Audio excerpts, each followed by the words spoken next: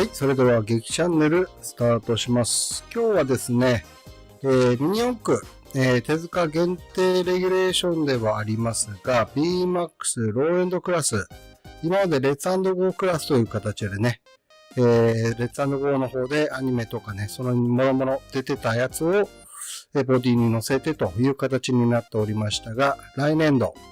2025年度からは、ローエンドは実写系バージョンでやっていこうと思っております。実際ね、昔も実写系、ローエンドのね、第1段階は実写系でスタートしてるんで、長くやってる方は分かってるかなとは思うんですけれども、基本的に、車系のやつを使うというふうにやっております。でちなみにローエンドクラスというのは、当店レギュレーション限定になりまして、もともとある BMAX のレギュレーションに伴って、もうちょっと、お値段安く作れないかなと。あと子供もね、お小遣いが決まっておりますので、その中で作れるレギュレーションがなんかないかなと思いまして、ローエンドクラスという形をやっております。で、こちらの方ですね、手塚限定レギュ BMAX ローエンドクラス、簡単レギュ説明するとですね、実写系に該当するボディ、下記の方で説明しますけれども、そのボディとそれに該当するファーストトライパーツで、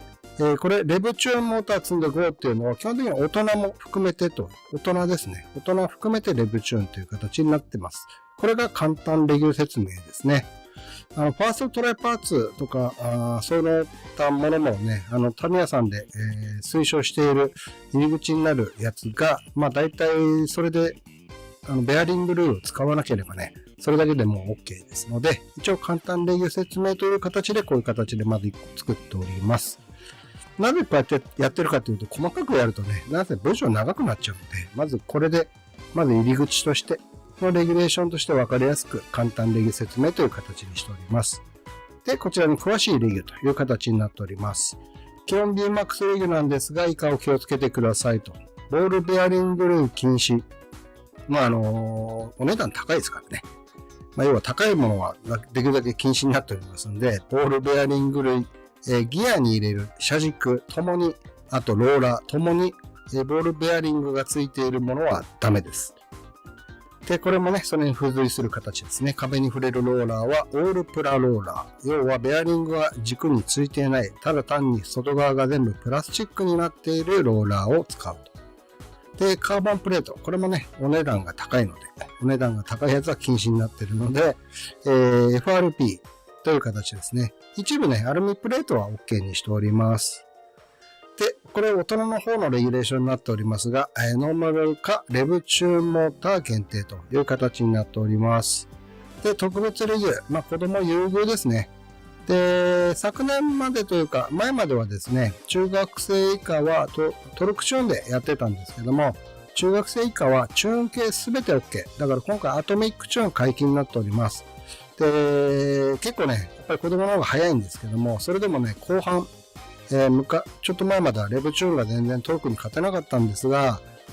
どんどんね、レブチューンをね、いじるようになってきて、鳴らしをうまくやれるような形になってきて、レブチューンの方がどんどん速くなってきちゃったんでね。あとはもうこっちの方を上げていくしかないかなと思って、中学生以下は、チューン系、要はレブももちろん OK なんですけど、レブ、トルク、アトミ、全部 OK。その代わり大人はレブチューン限定という形になっております。で、車種はね、公式内自由ですね。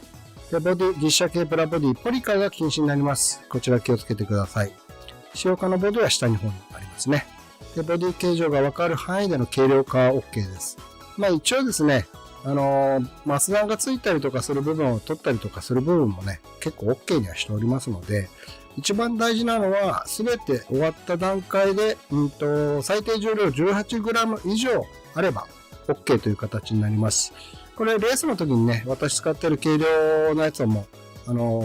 重量ね、測るやつとかも置いときますし、各自にね、作った時に測ってみてください。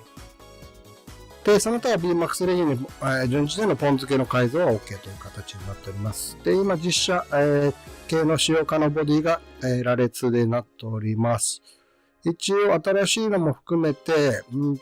第1回にやってたやつよりも追加したのがあります。ハーブレットとかね、パンダ2とか。こちらの方を見ていただければわかるかな。パンダ GT2。これボディの名前ないんですよね。なんかボディの名前つけてほしいね。このボディも実写系に入れるような形になりました。で、共に同じボディを使っているのが、エトヨンク、今年のヘビですね。これも同じボディを使っているので、こちらも OK になっております。こうやって見比べてみるとね、微妙にシールが違って、このグリルのところもね、こっちライトついてるけど、こっちないとかね、ライトの、シールもね、違ってたりとかしますね。で、去年まで、前までやってなかったのは、マッハビュレットね、こちらの結構軽かったんで、あれかなと思って、今、最低重量 18g って決まってるんで、問題ないかなということで、マッハビュレットのボディも OK にします。で、それともあって、サンタクロースのボディも同じなんでね、この系統のやつはもちろん OK という形にさせてもらっております。で、もちろん実写系ですので、新しい、シティラーとかね、森蔵のレクサス、こちらの方とかももちろん OK になっております。実写系を意識するという形になってくるんで、本当はね、こういう感じの車の方が良かったんですけど、やっぱり人によってね、好みがいろいろ変わってきますので、そっち方面も OK にするような形にいたしました。で、かっこいい実写系で楽しみましょうということでね、これ初めにやったやつの、これ田代さんのマシンだったかな。アストラルスターですね。こちらの方は、ボディが結構軽いので、ウェイトを積んでという形になります。軽いボディがね、初っ端から 18g を、切っている軽いボディもあるんで、あと軽量化して軽くなっちゃったっていうのも、ミニ四駆のウェイトでも何でもいいんですけども、ボディの方に貼って、18g 以上あれば OK という形にいたしますのでね、そこら辺は、ある程度改造好きな人、ある程度ね、いろんなものをつけてみたいとかいう形のものにも対応させてもらっております。